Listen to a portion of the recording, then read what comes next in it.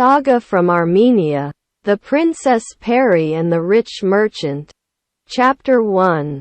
The Princess Dream. In the capital of the Armenian kingdom, lived once a rich and valiant king. He had no son but, in return, God had gifted him with such a beautiful daughter, that would be hard to find in the world another like her. The king believed that, over time, he would marry his daughter and make his son-in-law the heir to the throne. When she was 17, he proposed to her summon the most famous princes in order that she could choose between them a bridegroom according to the propensities of his heart. But the princess warned him that she had no intention of getting married yet. Another year later, the king made her the same proposal, and once again it was rejected. When the king wanted to know the reason why she didn't want to get married, she answered him by saying that she had made a promise of never to marry, and never to reveal to anyone the secret of her heart. But, every day, princes came from various corners of the world to ask for the princess's hand in marriage. But just as they came, they were obliged to come back, because to all of them she gave the same unyielding answer. But, in that same capital, there was also a rich merchant who in turn had an only son. This only son, after his father's death, thanks to his intelligence and obstinacy, had managed to increase his paternal inheritance to the point of in a short time not be in that capital someone who could overcome him in terms of patrimonial wealth. The wisdom and wit of the young merchant soon attracted the king's attention, who, considering him as the first among the merchants of that city, decided to take him for consultant. The news that spread around the world, that the young princess did not want to marry, ended up arousing the curiosity of the young trader, that has wanted to know the cause of it. He then found an old sorceress, gave her 100 gold coins and promised her that, if she could unravel to him the princess's secret, she would receive 100 more gold coins. The sorceress accepted the proposal and, already the next morning, she went in search of the princess. Coming to the princess, she knelt at his feet and began to sob lamentably. And the princess, which was affectionate by nature, also began to shed tears, and asked what was causing her so much pain. The old lady then told her that she had 3 children, which she had given birth to, dressed and educated with all sacrifice. But now, when she was already aged, instead of giving her the necessary protection, what they did was send her out of the house so she could starve to death. That, said the princess, is what I would expect from all men.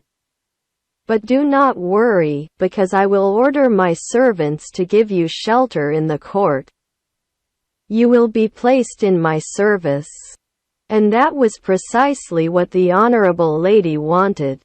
So, hugging at princess's feet, she covered them with kisses.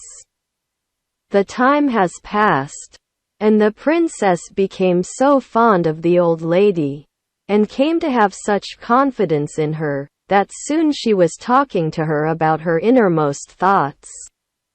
It was then in this way that, in a moment of greater intimacy, the old woman asked her flatteringly, "Lovely princess, why don't you get married? After all, you can't go on like this all your life, renouncing what not only kings but also slaves enjoy, which is the marital happiness. Swear then, my lady, that you will not to reveal my secret to anyone." The old woman then swore, and immediately, the princess began to narrate his story. 3 years ago, on the night of 15 May, I dreamt I was on the edge of a great river, admiring the beauty of the landscape. which stretched before my eyes. Suddenly, I saw a herd of deer that moved from the forest to the river in order to quench their thirst there.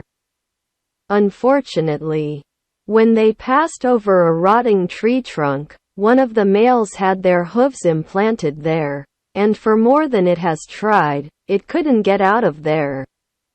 So the females, seeing the male in that situation, struggled to get to the river as fast as possible and, filling their mouths with water, came to the poor companion immediately to in a common effort quench his thirst. So, when it was already entirely satisfied, it felt so strong that, in one only pull, it got rid of that imprisonment and, joining at the herd, entered with it in the forest. In the dream, while I reflected on it, came another herd of deer and, when they passed over the same rotten trunk of tree, it was one of the females that, this time, had its hooves implanted there. So the males, coming back from the river already fully satiated, instead of providing any help to the female, they simply passed her and went straight into the forest. Right now, an enormous tiger, coming out of that same forest, was already preparing for. After a while, throw yourself against the prisoner. Horrified, I screamed so loudly that I ended up waking up. I got out of bed immediately and, for a long time, I tried unsuccessfully to regain my calm and get back to sleep. After that, I started hating the men, and swore to myself that I would never marry me, and would never reveal to anyone what had happened to me. The old woman then tried to convince her that one could not confuse dream with reality, and that she should forget that damn dream. But the princess didn't want to listen to the old woman's counsel, just repeated what she had already said, that she should not reveal to someone her secret. Sometime later, saying that could she no longer bear the missing of where she lived, the old woman said goodbye to the princess and returned home. On the same day, she met the merchant and, revealing to him the princess's secret, won another 100 gold coins.